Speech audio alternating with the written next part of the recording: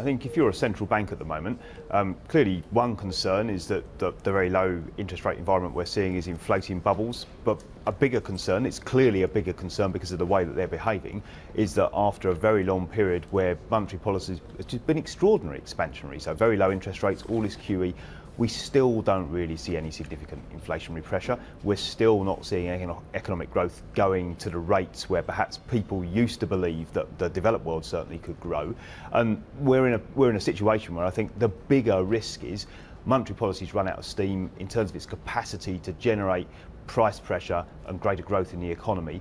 And so the concern is that they can't pull the lever much harder. In fact, what we're saying now is that we're going to start to see more fiscal response around the world in order to keep the OECD economies moving. We recognise the risks about low interest rates inflating asset prices, but we think that's not the risk that policymakers are focusing on. They're focusing on the fact they just can't get growth going. To be honest, I mean, the central bankers themselves have been fairly frank about where they think the fault lies. Yep. And Mario Draghi, increasingly frustrated by what he perceives as a lack of action, is starting to speak quite loudly about politicians who are unwilling to make the hard decisions here. So are we pointing the finger at the wrong person? You mean pointing the finger at central banks? That's certainly the wrong person to point the finger at. I think the finger needs to be pointed at governments. They could have done more. In this environment where interest rates are very low, the capacity to borrow for sensible investment. Now, we've seen plenty of borrowing for unsensible investment, such as in China. That's a separate story which we should talk about at some point.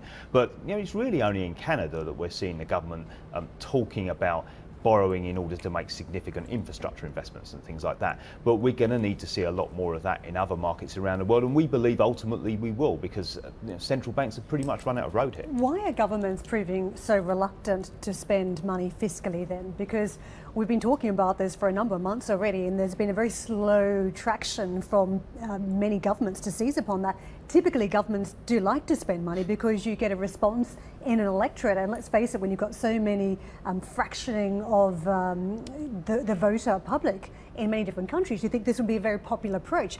But yet it's balanced against the fact that you've got such high debt loads still in many countries. I think there's a natural headwind too for fiscal policy. There is. I think the challenge for governments and indeed for investors is that there needs to be a reset on what a high debt burden looks like around the more developed economies around the world. When interest rates are as low as this, growth is as low as this, the need for fiscal stimulus is quite high. The cost of fiscal stimulus is not so high. I can't believe you're saying this. This is long-term debt. If you're talking about infrastructure projects that can have a lifespan of up to 30 years, sure, we may be looking at record low interest rates now. In 30 years' time, who knows where those interest rates are at? And if you've taken on projects that may have to change their financing commitments over that time, you could be carrying a truckload of debt in 30 years. I mean, it's important to recognise that the government borrows at fixed interest rates when they issue bonds, so the fact that yields might rise in the long term is not a problem for them. You're right, if they underestimated the costs and need to refinance at some point down the road, that becomes more significant. What if they're public-private partnerships? I think the right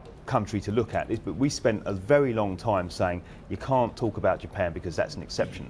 I think it's increasingly difficult to say that the things that make it exceptional carry greater weight than the things that make it look exactly the same as everywhere else around the world. And of course, in Japan, they've been in this game since 1990.